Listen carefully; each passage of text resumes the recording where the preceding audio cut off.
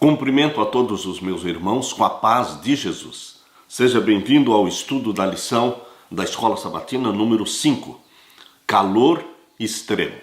Antes de começar, vamos orar.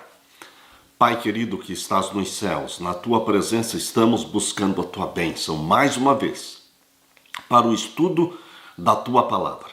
Que o Espírito Santo venha nos falar, a mim e aos meus irmãos.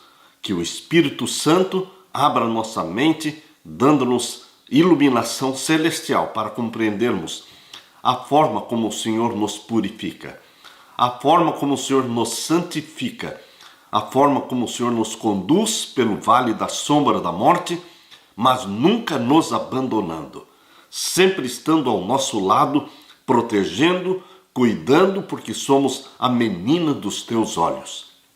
Ouve a nossa oração, Pai. Derrama o teu Santo Espírito sobre mim e os meus irmãos, em nome de Jesus. Amém. O calor extremo. O verso áureo: ao Senhor agradou esmagá-lo, fazendo-o sofrer. Quando ele der a sua alma como oferta pelo pecado, verá a sua posteridade e prolongará os seus dias, e a vontade do Senhor prosperará nas suas mãos. Isaías 53, 10. O capítulo 53 de Isaías é um capítulo messiânico. Está falando de uma profecia que se cumpriria na vinda do Messias, na vida de Jesus. E isto se cumpriu ao pé da letra. Ao Senhor agradou esmagá-lo, fazendo-o sofrer. Queridos, quando Jesus Cristo pediu ao Pai, se possível, passe de mim este cálice. Por 3 vezes, Jesus pediu ao Pai. E o Pai disse: não, filho, você precisa beber o cálice da morte. Por quê? Você veio para salvar a humanidade. Você nasceu no mundo para poder viver e morrer pelos pecadores. Portanto, queridos, o Pai, diz a profecia, agradou esmagá-lo, fazendo-o sofrer. Mas Deus tinha um propósito com o sofrimento de Jesus aqui na terra. Era a salvação sua e minha.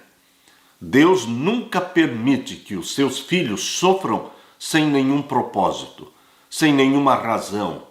Queridos, sempre que o sofrimento vier, sempre que a dor chegar, lembre-se, Deus o Pai está no controle. Ele está segurando o crisol. E ele não deixará que chegue a temperaturas extremas, de forma que venha destruí-lo ou esmagá-lo. Deus tem santos propósitos para a sua vida e para a minha vida.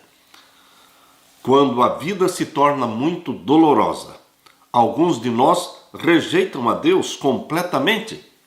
Para outros, há uma tentação de mudar a visão sobre Deus e imaginar todas as coisas ruins sobre Deus. A pergunta é: qual é a temperatura máxima que o crisol pode atingir? Quanto calor o Senhor está disposto a fazer seu povo experimentar a fim de realizar o seu propósito supremo de nos moldar à imagem do seu Filho? Quanto precisa ainda para eu ou para você nos assemelharmos a Jesus? O padrão que temos que imitar, o caráter que temos que reproduzir na nossa vida é o caráter de Jesus. Qual é a temperatura do crisol que Deus permitirá para nos purificar, para que brilhe em você o caráter de Jesus? Nós não sabemos, somente Deus o Pai sabe. E eu me alegro e eu me tranquilizo sabendo que o Pai tem nas suas mãos o controle da temperatura do calor extremo.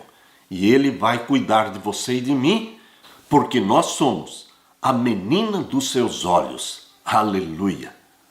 Na parte de domingo, Abraão no crisol. Como no caso de Abraão, se nós falharmos no teste número 1, Deus enviará o teste número 2. Qual foi o teste número 1 na vida de Abraão? Quando ele, sem perguntar para Deus, desceu para o Egito e lá a mulher de Abraão, Sara, ela foi cobiçada pelo faraó. E, queridos, ela foi levada para o palácio do faraó. E então Abraão mentiu dizendo, ela é minha irmã. Abraão foi chamado por Deus para ser o pai da fé. E ele estava longe de ser o pai da fé, mentindo só para proteger a sua própria vida, dizendo que Sara era sua irmã, só para se proteger. Queridos, este foi um teste simples, mas Abraão falhou. Então Deus mandou o teste número 2.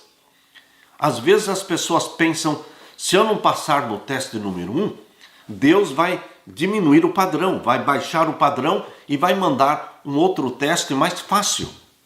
Não é assim com o nosso Deus. Estudando a palavra de Deus, você aprende a conhecer melhor a Deus. E Deus não baixa o padrão.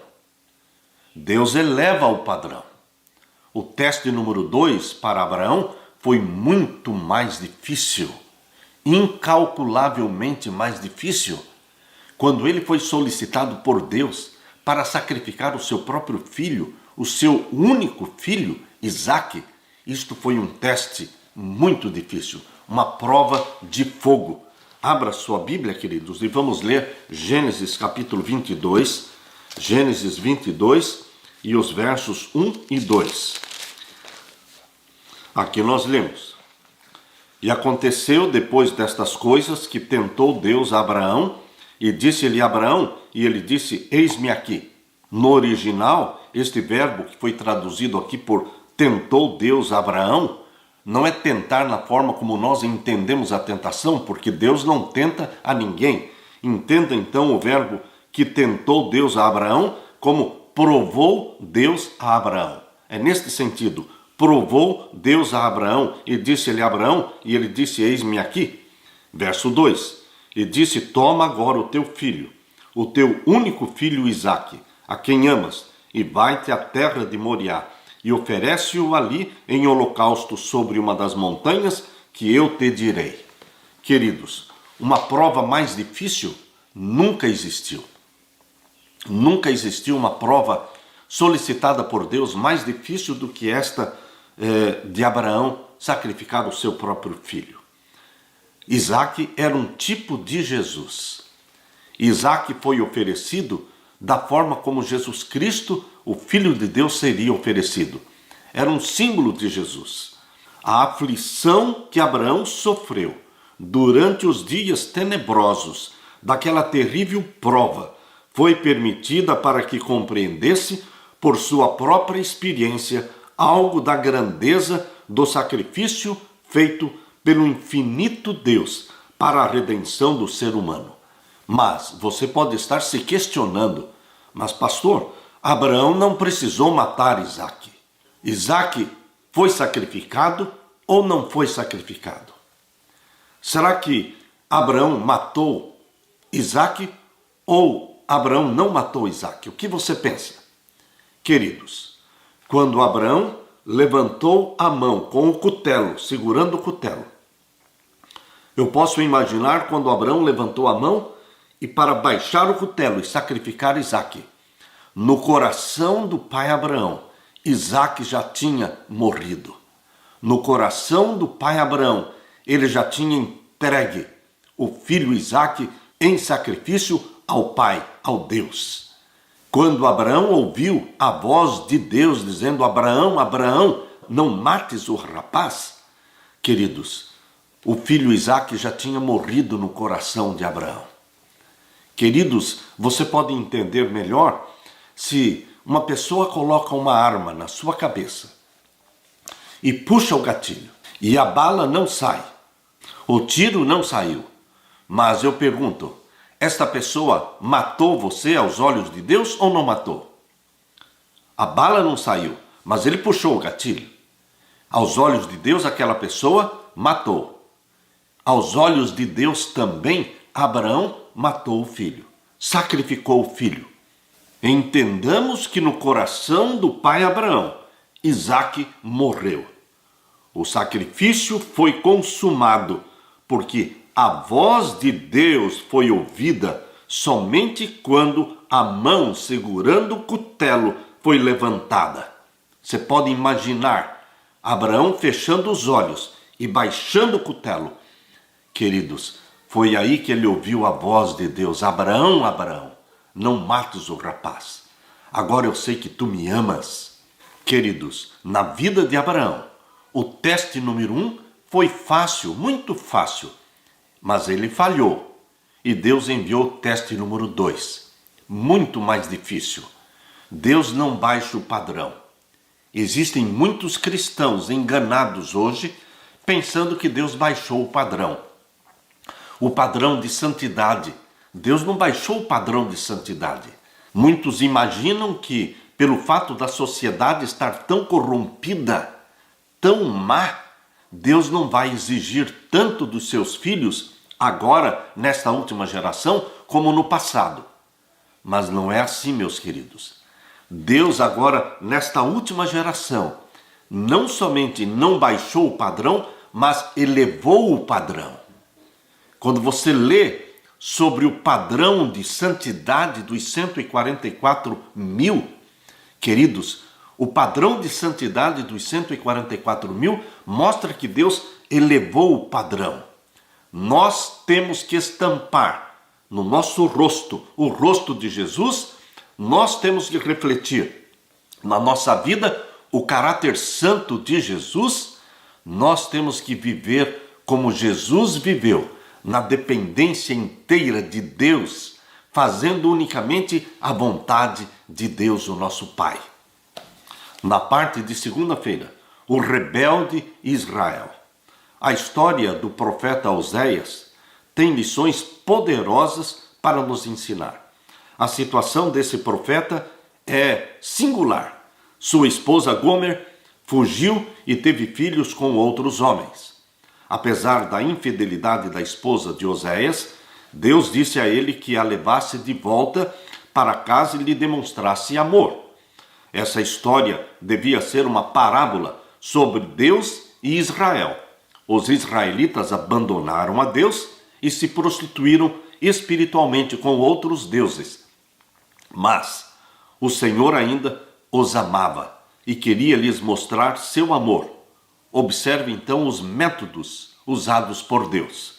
Oséias capítulo 2, vamos ler Oséias capítulo 2, os versos 1 até o verso 12.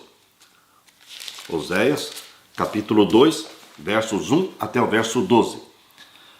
Aqui diz: Dizei a vossos irmãos, Ami, e a vossas irmãs, Ruama, contendei com vossa mãe, contendei porque ela não é minha mulher, e eu não sou seu marido, e desvie ela as suas prostituições da sua face, e os seus adultérios dentre os seus peitos. Veja, a esposa de Oséias, ela se tornou uma prostituta. E Deus usou esta experiência de Oséias para mostrar a prostituição do povo de Israel, unindo-se a um outro marido, que é Satanás. Quando Israel se prostituiu e buscou a adoração de Baal, de outros ídolos, eles estavam se prostituindo com o próprio Satanás, inimigo de Deus, porque existem dois senhores, Jesus Cristo e Satanás. Se nós, como igreja, somos esposa de Jesus e abandonamos a Jesus, traímos a Jesus, nós o estamos traindo com um outro marido, que é Satanás. Existem somente dois senhores. Portanto, queridos, o exemplo que usou Deus aqui na experiência de Oséias é um exemplo de como, no tempo de Israel, o povo de Deus se prostituiu, adorando a Baal, adorando a Satanás, e um exemplo para nós também hoje. A igreja de Laodiceia é uma igreja morna, é uma igreja apostatada, é uma igreja que está seguindo os padrões da prostituição, da adoração a Baal. Por isso, queridos, esta experiência de Oséias mostra para nós como igreja hoje que Deus ainda nos ama. Deus ainda ama a igreja de Laodiceia. Embora sejamos mornos, Deus quer nos aquecer. Deus quer nos reavivar. Aqui em Oséias capítulo 2, verso 5, nós lemos: porque sua mãe se prostituiu Aquela que os concebeu ouve-se torpemente, porque diz: irei atrás de meus namorados, que me dão o meu pão, e a minha água, e a minha lã, e o meu linho, e o meu óleo, e as minhas bebidas. Portanto, eis que cercarei o teu caminho com espinhos, e levantarei uma parede de sebe, para que ela não ache as suas veredas. E irá em seguimento dos seus amantes, mas não os alcançará, e buscá-los-á, mas não os acharás. Então dirá: ir-me-ei e tornar-me-ei ao meu primeiro marido, porque melhor me ia então do que agora. Ela, pois, não reconhece que eu lhe dei o grão e o mosto e o óleo, e lhe multipliquei a prata e o ouro que eles usaram para Baal. Ou seja, o povo de Deus, naquele tempo e hoje, não reconhece que Deus é o provedor, dando o grão, o trigo, os cereais que precisamos, o óleo que precisamos, e Ele nos dá a prata e o ouro, que muitas vezes estamos usando na adoração a Baal. Você vê alguma diferença na apostasia de Israel e na apostasia do povo de Deus hoje? Eu não vejo diferença. A história se repete de apostasia no meio do povo de Deus. E aqui diz o verso 9: portanto, tornar-me-ei, e a seu tempo tirarei o meu grão, o meu mosto, no seu determinado tempo, e arrebatarei a minha lã e o meu linho com que cobriam a sua nudez.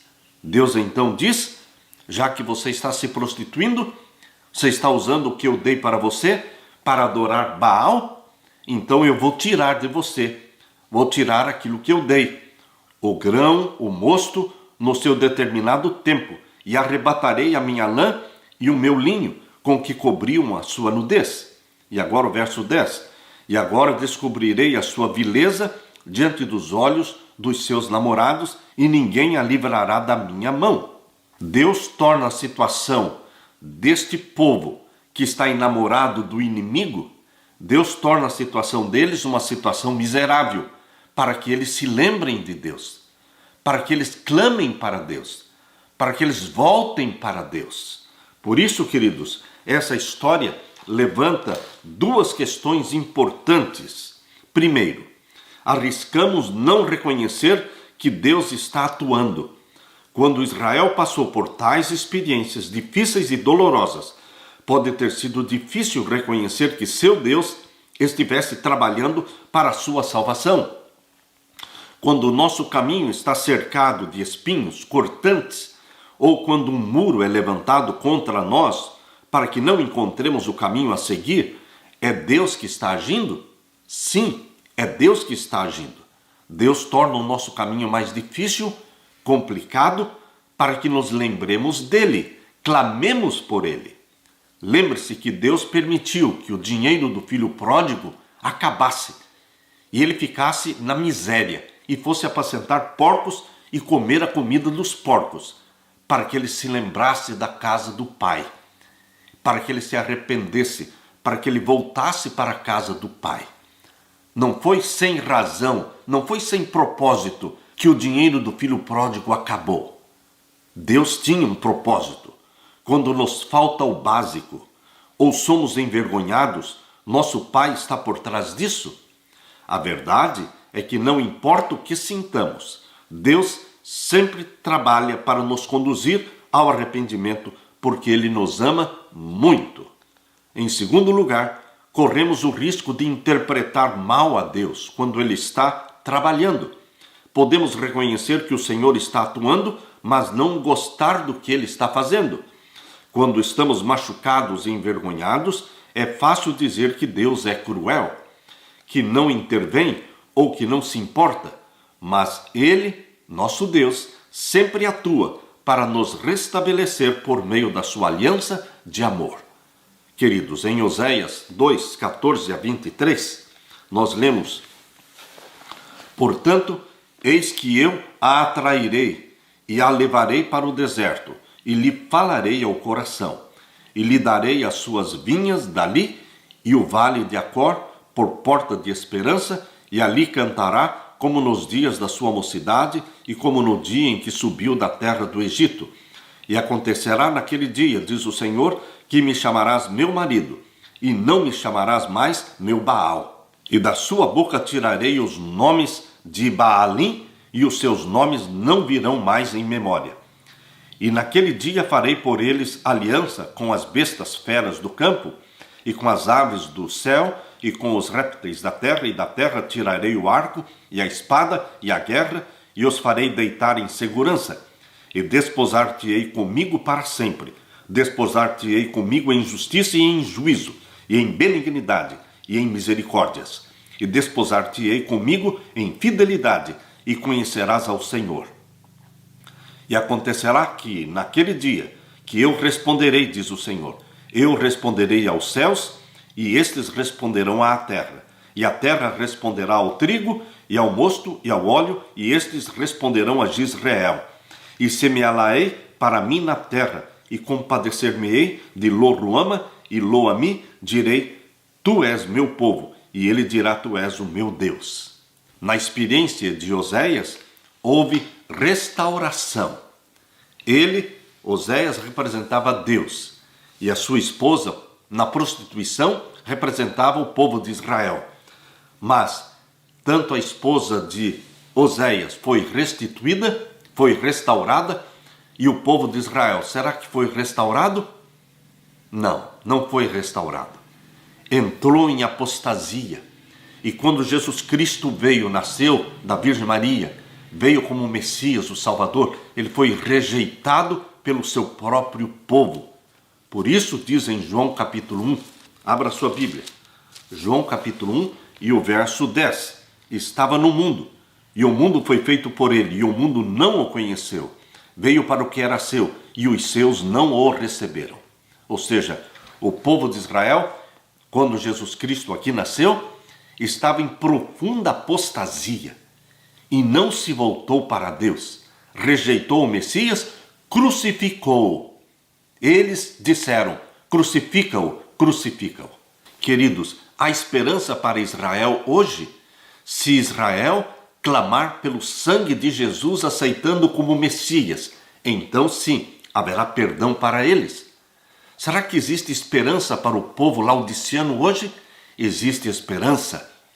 Se nós clamarmos por perdão, em arrependimento, chorando sobre os nossos pecados, nós vamos receber o perdão e o abraço. Assim como Deus restaurou a esposa de Oséias, Deus restaura o seu povo. Mas tem que haver confissão dos pecados. Tem que haver abandono do pecado. E voltarmos para os braços do nosso Pai, do nosso Deus, que nos ama profundamente. Aleluia. Na parte de terça-feira, sobrevivendo por meio da adoração. A experiência de Jó sempre é um consolo para você e para mim. Quando nós vemos Jó passando pela sombra da morte, dentro do crisol, um crisol que foi colocado em temperaturas máximas. Queridos, nós não conseguiríamos imaginar se acontecesse conosco o mesmo que aconteceu com Jó. Mas Deus permitiu a experiência de Jó para ficar como lição, para mostrar que em tudo o que acontece para os filhos de Deus na terra, Deus tem um propósito. E veja o santo propósito de Deus aqui na experiência de Jó. Abra sua Bíblia em Jó capítulo 1, vamos ler o verso 6 em diante. Aqui nós lemos: E vindo um dia em que os filhos de Deus vieram apresentar-se perante o Senhor, veio também Satanás entre eles.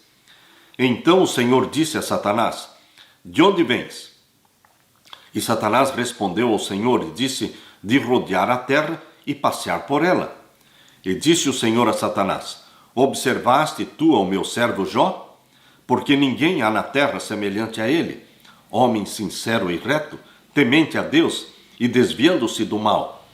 Então respondeu Satanás ao Senhor e disse: Porventura teme Jó a Deus debalde? Porventura não o cercaste tu de bens a ele e a sua casa e a tudo quanto tem? A obra das suas mãos abençoaste, o seu gado está aumentado na terra? Mas estende a tua mão e toca-lhe em tudo quanto tem, e verás se não blasfema de ti na tua face. E disse o Senhor a Satanás: eis que tudo quanto tem está na tua mão, somente contra ele não estendas a tua mão. E Satanás saiu da presença do Senhor. Queridos, a experiência de Jó é uma experiência inigualável. Em Jó capítulo 1, aconteceu algo assombroso. Quando os filhos de Deus, os representantes de todos os planetas criados por Deus, compareceram diante de Deus num concílio celestial. Representando o planeta Terra foi Satanás, porque quando Adão pecou, ele transferiu para Satanás a soberania do planeta Terra. Adão deveria ser o representante da família humana, mas ao pecar ele se submeteu a Satanás e transferiu para Satanás esta soberania. Por isso, queridos, Satanás aparecia nos concílios do céu, representando a terra. Por isso Deus perguntou: de onde vens? E ele disse: eu vim de rodear a terra e passear por ela. Agora, em todo o sofrimento da vida de Jó, o que nos chama a atenção, e este é o ponto mais importante, está no capítulo 1, verso 20 e 21. Aqui nós lemos: então Jó se levantou e rasgou o seu manto, e rapou a sua cabeça, e se lançou em terra e adorou. Quando ele recebeu a notícia de que tudo que ele tinha se perdido, os animais tinham morrido, os filhos que ele tinha e as filhas tinham morrido. Queridos, aqui diz o verso 20, então Jó se levantou e rasgou o seu manto e rapou a sua cabeça e se lançou em terra e adorou. Adorou a Deus. É possível você adorar a Deus no momento de sofrimento máximo, de temperatura máxima? Jó adorou a Deus. Não reclamou, não amaldiçoou. E aqui diz o verso 21, o que Jó falou.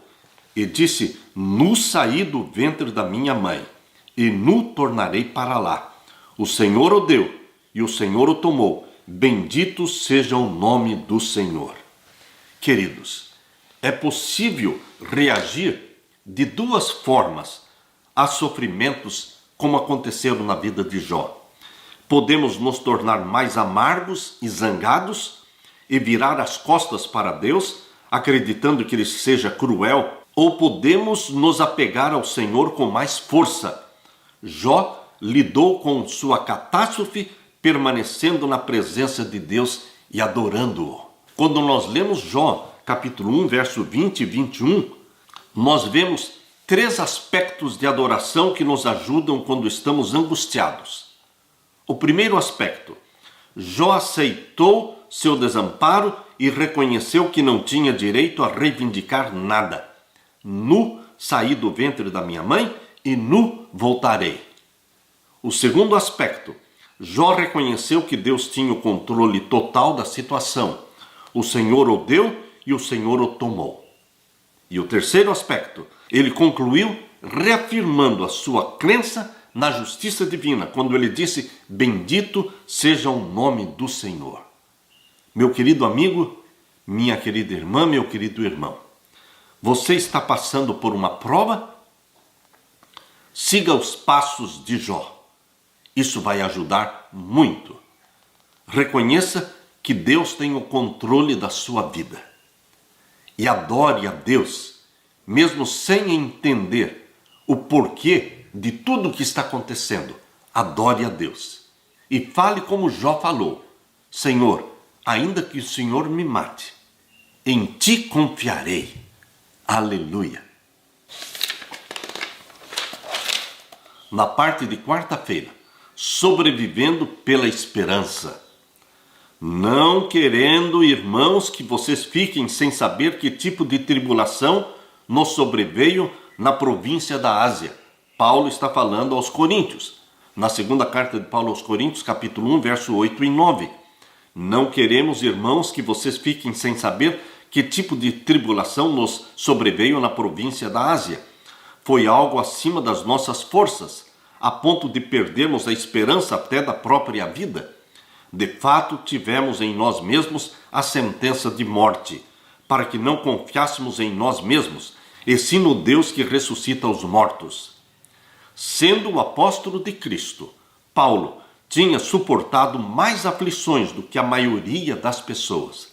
Contudo, ele não foi esmagado. Ao contrário, cresceu em louvor a Deus.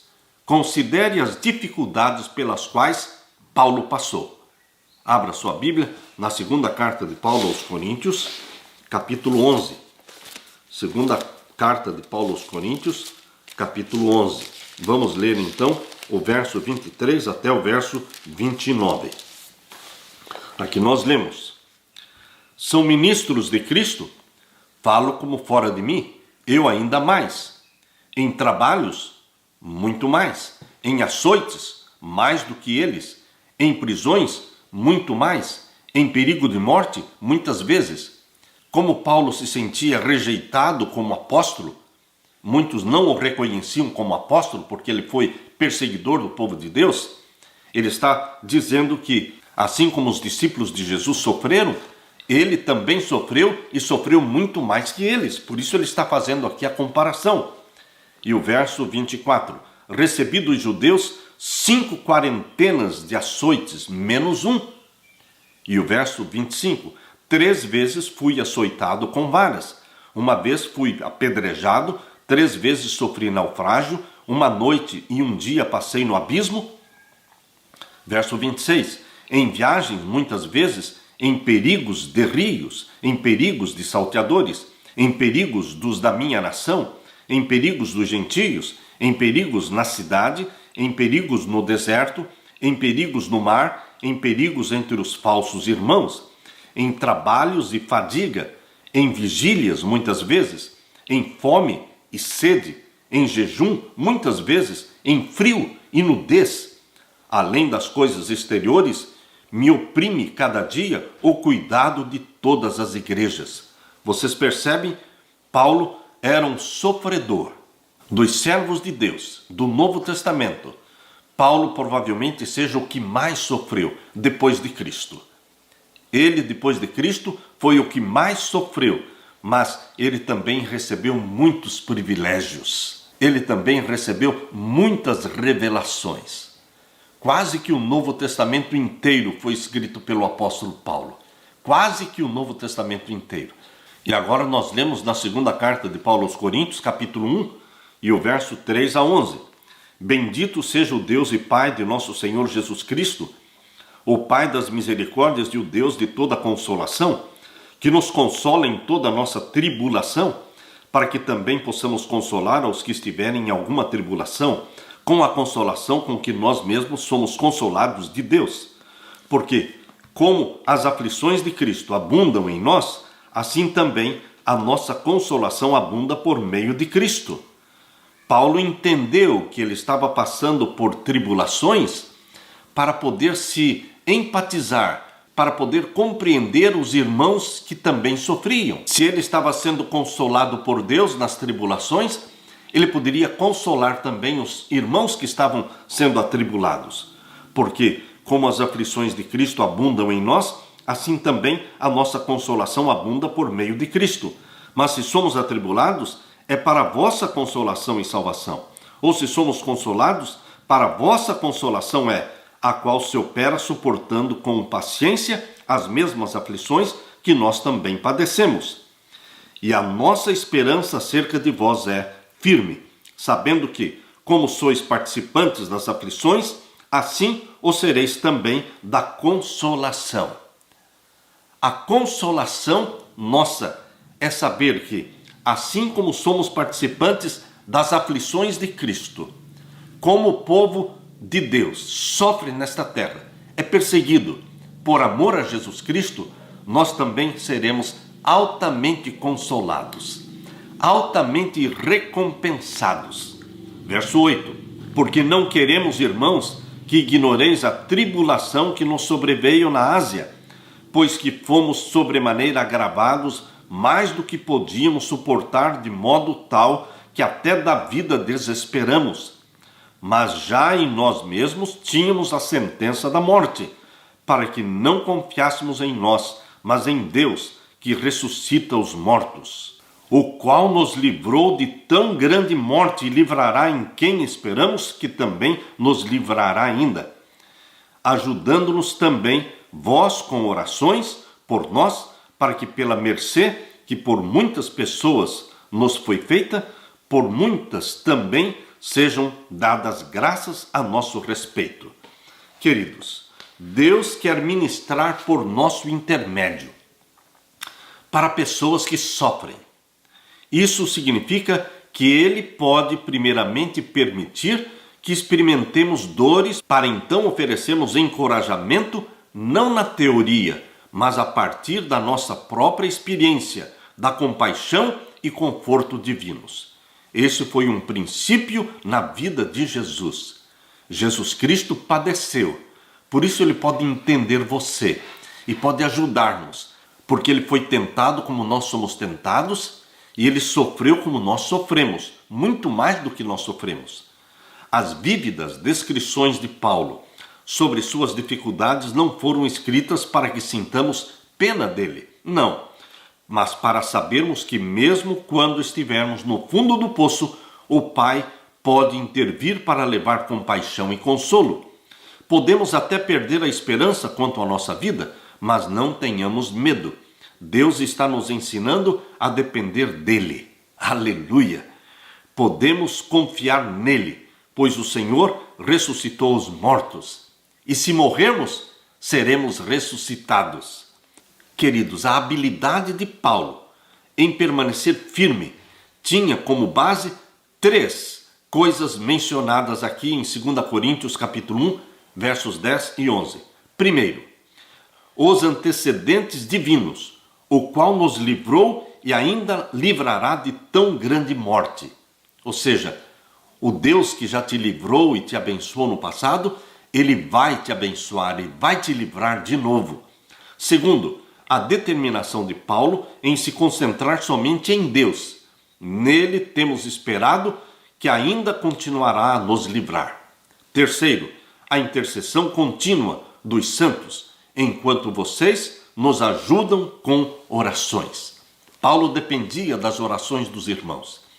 Nós dependemos das orações uns dos outros. Vocês oram por mim, eu oro por vocês. Nós todos somos dependentes das orações intercessórias, uns pelos outros. Assim como aconteceu na vida de Jesus, na vida de Paulo e de todos os discípulos de Cristo, todos passaram por tribulações e sofrimentos, mas todos também aprenderam a consolar os que sofrem. Levaram a palavra de ânimo para aquele que está sofrendo. Você também, meu querido irmão, você está sendo chamado para o ministério da consolação. Consolar os que sofrem, animar os que estão desanimados, levantar os que já caíram e dar para eles uma nova esperança. Esperança de que este Deus, que permite muitas vezes temperaturas extremas, é Ele que te conduz para o vale da sombra da morte. Assim como Ele conduziu Israel através do caminho do deserto. Foi Ele que conduziu Israel até o Mar Vermelho e eles ficaram sem saída. E a única saída era confiar em Deus.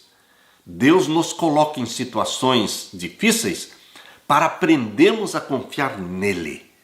E Deus se alegra quando nós dependemos inteiramente dele. Queridos, deixe Deus ser Deus na sua vida. Confie nele e diga como Jó falou: ainda que o Senhor me mate, nele esperarei. Nós não precisamos entender as razões do nosso sofrimento. Nós não precisamos entender os porquês, mas nós deveremos crer que Deus nos ama e Ele tem a soberania e o controle na nossa vida. Aleluia! Na parte de quinta-feira, calor extremo. Até este ponto, neste trimestre, vimos exemplos de crisóis usados por Deus para nos tornar puros e semelhantes a Jesus. No entanto, a partir desses exemplos, alguns podem dizer: sabemos que Deus quer nosso bem, mas esses exemplos não revelam muito cuidado e amor.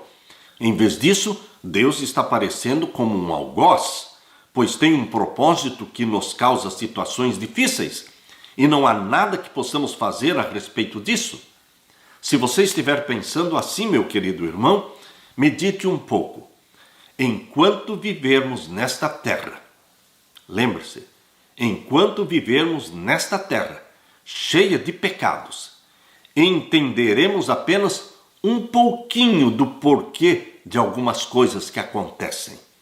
No céu, compreenderemos plenamente tudo o que aconteceu para nós. Mas por enquanto entendemos somente um pouquinho, ou quase nada. Mas, por ora, temos que viver com a tensão de acreditar que Deus está presente e Ele cuida de nós, mesmo que a situação não seja favorável. Abra sua Bíblia em Isaías 43. Isaías 43 e os versos 1 até o verso 7. Aqui nós lemos: Mas agora, assim diz o Senhor que te criou, ó Jacó, e que te formou, ó Israel, não temas, porque eu te remi, chamei-te pelo teu nome, tu és meu. Perceba que, com todo este amor revelado por Deus, este carinho que Ele usa para com Israel, para com Jacó, Ele usa também para com você. Mas foi Deus que fez com que Jacó passasse pelo crisol. E queridos, aqui no verso 2, Deus dá a certeza de que Ele está conosco. Ele não nos abandona dentro da fornalha. Ele entra na fornalha conosco, assim como os 3 hebreus, quando foram lançados na fornalha de fogo, foi visto lá dentro com eles um quarto ser, que era o Filho de Deus. Jesus Cristo estava dentro da fornalha com os 3 hebreus. Ele não impede que você seja lançado na fornalha, mas Ele entra com você na fornalha. E Ele apaga o poder do fogo. Ele elimina o poder destruidor do fogo. Queridos, este Deus que falou através de Isaías, aqui em Isaías 43, está falando para você hoje, no verso 2. Quando passares pelas águas, estarei contigo. Ele não está dizendo que você não vai passar pelas águas. Ele está dizendo, quando passares pelas águas, estarei contigo. Quando passares pelos rios, eles não te submergirão. Quando passares pelo fogo, não te queimarás, nem a chama arderá em ti. Ou seja, nós vamos passar, mas Ele estará conosco. Ele será o nosso amparo. Verso 3. Porque eu sou o Senhor teu Deus, o Santo de Israel. Aproprie-se desta bênção. Ele é o nosso Deus, o Santo de Israel, o nosso Salvador. Dei o Egito por teu resgate, e a Etiópia e Seba por ti. Enquanto foste precioso aos meus olhos, também foste glorificado, e eu te amei, pelo que dei os homens por ti e os povos pela tua alma. Este verso me consola, porque o verso 4 diz, enquanto foste precioso aos meus olhos. Entenda que você é precioso aos olhos de Deus. Você é precioso. E você deve se sentir como alguém especial para Deus. Porque você é especial para Deus. Por isso diz o verso 5. Não temas, pois, porque estou contigo. Trarei a tua semente desde o oriente e te ajuntarei desde o ocidente. E agora o verso 7. A todos os que são chamados pelo meu nome e os que criei para a minha glória, eu os formei, sim, eu os fiz. Deus está falando claramente que todos os que são chamados pelo seu nome, você é cristão, você vive imitando a Cristo, vivendo como Cristo, seguindo a Cristo, pregando a Cristo. Você carrega em você o nome de Cristo. A todos os que são chamados pelo meu nome e os que criei para a minha glória. A missão sua e minha é viver para a glória do nosso Deus. Queridos, aqui ainda em Isaías 43, o verso 11 diz: Eu sou o Senhor, e fora de mim não há Salvador. Verso 12: Eu anunciei e eu salvei, e eu o fiz ouvir, e Deus estranho não houve entre vós, pois vós sois as minhas testemunhas, diz o Senhor, eu sou Deus. E o verso 14: Assim diz o Senhor teu Redentor, o Santo de Israel, por amor de vós enviei a Babilônia, e a todos farei descer como fugitivos, isto é, os caldeus, nos navios com que se vangloriavam. Eu sou o Senhor, diz o verso 15, eu sou o Senhor vosso santo, o Criador de Israel, vosso rei. Queridos, este capítulo 43 de Isaías confirma e reafirma que Deus nos ama, que Deus nos protege. Deus disse que seu povo passaria pelas águas e pelo fogo. Isso simboliza perigos extremos, mas talvez aludisse à travessia do Mar Vermelho e do Jordão, que foram momentos difíceis, mas que pavimentaram o caminho para uma vida nova. Talvez você esperasse que Deus dissesse que protegeria seu povo dos perigos, que o guiaria por um caminho mais fácil. Contudo, como sugere a atitude do pastor no Salmo 23, Deus nos diz que, nos tempos difíceis, o seu povo não precisa temer, pois o Senhor está com ele. Podemos resumir de 3 maneiras o que aprendemos sobre os crisóis de Deus. Primeiro, o calor extremo não tem o objetivo de nos destruir, mas destruir somente o pecado. Pense bem, 3 aprendizados, 3 aspectos que precisamos levar em consideração ao entendermos um pouco sobre os crisóis de Deus. Primeiro, o calor extremo não tem o objetivo de nos destruir, mas destruir somente o pecado. Segundo, o calor não é para nos tornar miseráveis, mas para nos tornar puros, como fomos criados para ser. E terceiro, o cuidado de Deus por nós em todos os momentos é constante, eterno, ele jamais nos deixará sozinhos, não importa o que aconteça. Acredite nisso, meu querido irmão. Deus permite sim passarmos pela fornalha da aflição. É no calor da fornalha que a escória se separa do verdadeiro ouro do caráter cristão. Jesus vigia a prova. Ele sabe o que é necessário para purificar o precioso metal, para que este possa refletir o brilho do seu amor. É por meio de sofrimentos severos e decisivos que Deus disciplina os seus servos. Ele vê que alguns têm capacidades que poderão ser empregadas no avanço da sua obra e põe essas pessoas à prova. Em sua providência, Deus as leva a posições que provem o seu caráter. Mostra-lhes suas debilidades e os ensina a buscar nele o apoio, pois ele é o seu único auxílio. Patriarcas e Profetas, página 99. Se na providência de Deus somos chamados a suportar provações, aceitemos a cruz e bebamos o amargo cálice, lembrando-nos de que é a mão de um Pai que nos ama, que está trazendo até os nossos lábios o cálice amargo. E assim como ele disse para Jesus Cristo, beba o cálice amargo. Esse é o meu propósito, para que assim você salve a humanidade. Assim também os sofrimentos que ocorrem na sua vida, meu irmão. É o cálice amargo que o Pai segura nos seus lábios. Mas existe um propósito santo e sagrado. Confiemos nele, tanto nas trevas quanto na luz. Tanto na saúde como na doença. Tanto no emprego como no desemprego. Queridos, confiemos em Deus acima de qualquer coisa, a despeito de qualquer coisa. Compreendendo ou não compreendendo as razões por que estamos sofrendo, vamos dizer com Jó as mesmas palavras: ainda que o Senhor me mate, nele esperarei. Tenha esta confiança em Deus. Que Deus derrame sobre você o Espírito Santo e que Jesus te dê a paz que só o meu Jesus pode dar. Amém.